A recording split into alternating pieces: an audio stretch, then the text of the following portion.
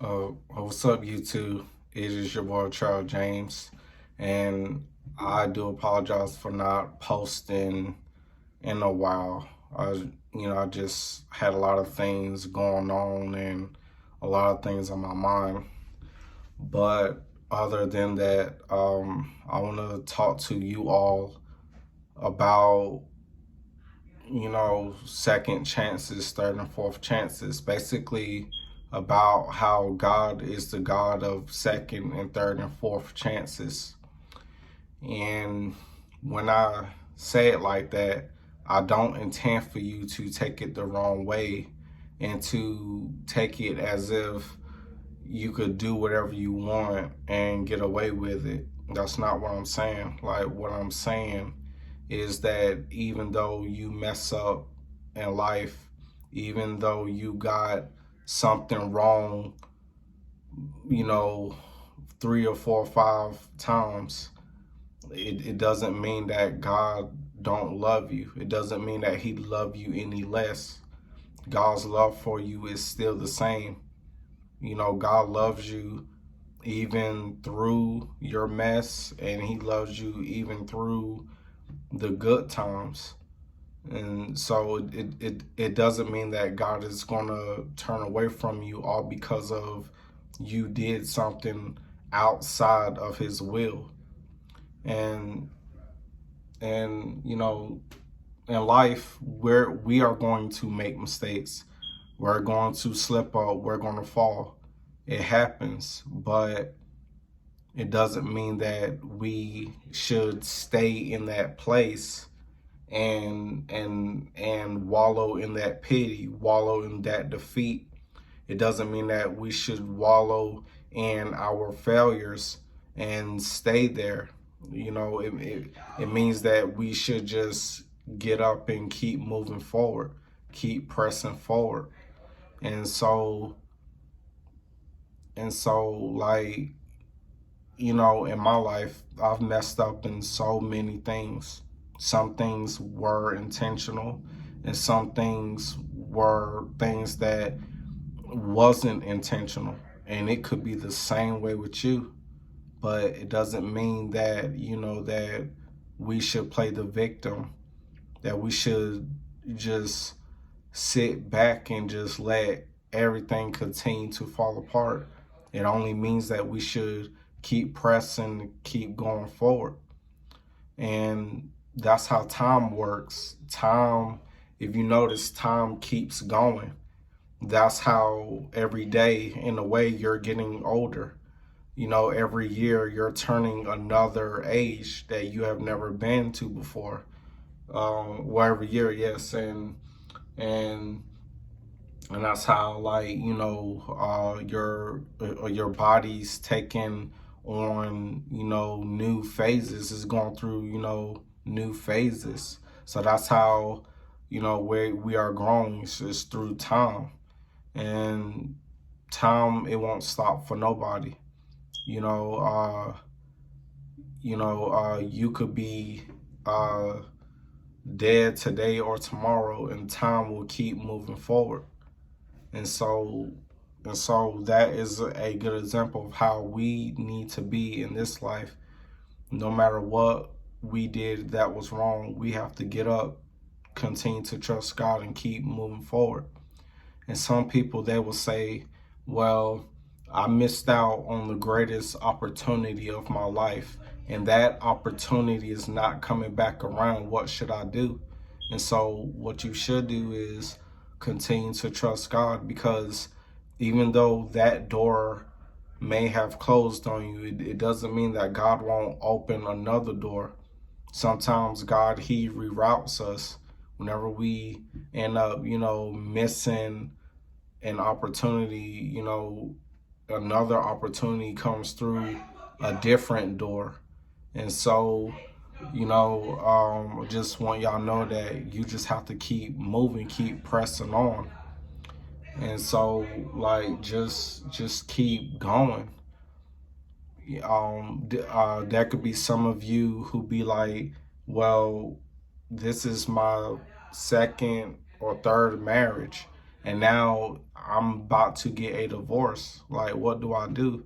You keep trusting God. And even though you end up getting that divorce, it doesn't mean that it's the end of your life. Even when you lose that special someone, that boyfriend or that girlfriend, even when you lose everything that you ever worked hard for, it doesn't mean that it's the end of your life. Technically, your life is over pretty much when you're dead and gone in the grave. Because after death, like what else could you do on this earth? Nothing, because you're dead and gone. But if you wake up every day, then God is not through with you. You could be going through some of the craziest things, and God is still extending His grace and mercy to you, because God knows that He still wants to use you. And let's say, as if you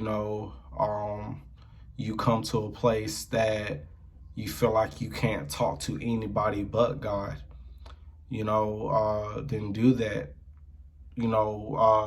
I still feel that way sometimes. Sometimes I feel like I can't really tell people things because to me, they will look at me a certain way and be like, what? Like why? And you know what I'm saying? So, but there's always that one thing that people put in the back of their head that they don't want nobody to know. There's that one thing that somebody did, or that you did, that you don't want nobody to know, because you're afraid that if they know, that they are going to look at you sideways. And see, let me tell you this: nothing is hidden from God. So if you came to God with what you cannot tell people, is God going to look at you sideways? No. God is not going to turn His nose up at you and be like, you're disgusting. Like, God is not going to do that. Whatever crazy thing that you did, God is not going to look at you and be so disgusted with you, because He knew from the beginning. He knew the route that you were going to take. He knew what you were going to do at this age, at this day, and at this time in life. He knew.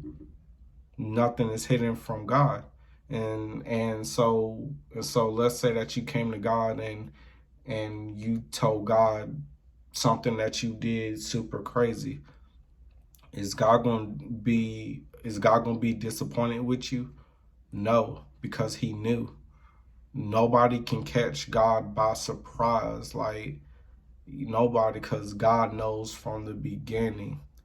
If anything, God would be displeased with you because He wanted you to make the right choice. And sometimes, y'all, the hardest choices require the strongest will. Sometimes, we have to do that thing, that right thing that we don't want to do. And it requires the strongest will, because if you have no willpower to do it, then it won't get done. And so, sometimes, like, even when we go different directions, let's say that you married somebody that God didn't want you to marry, but you married them anyway, and so now you're joined to that person. And so and then one day you come across a person that you were supposed to marry, something like that. And you could relate that to something like Esau.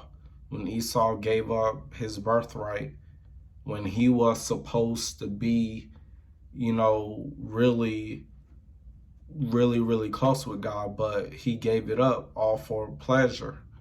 And so let us not make the same mistakes. Like, don't give up your blessings, your dreams for a 30-minute pleasure, for something that's gonna have a really permanent effect on you.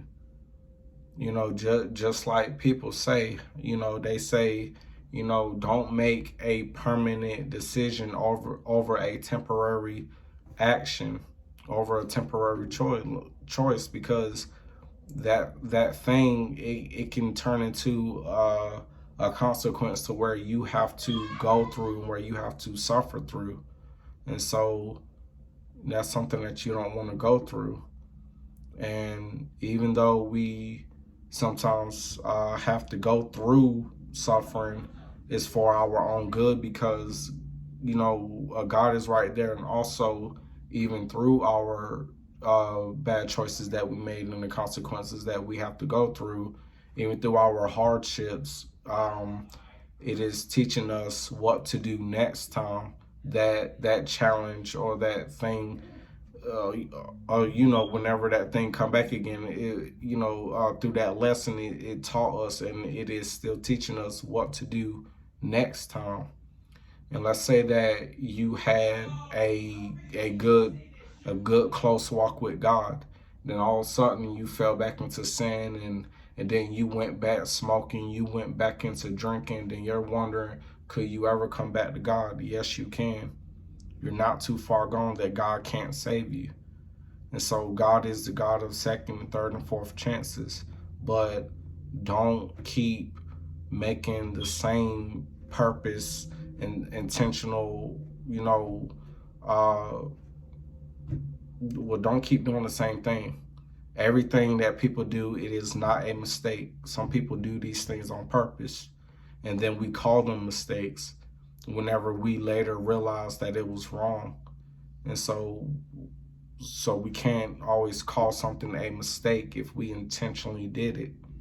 So ask God to forgive you, keep pressing on, and do the best that you can, living a pleasing life unto God. Because if you go above and beyond and you show God that you want him, then he will show you what to do next. God is your guide. He will guide you through anything. So, Jesus will never leave you comfortless. He is right there. And so keep pressing on and keep pushing, because God loves you. So I love you all, and you all take care. Bye.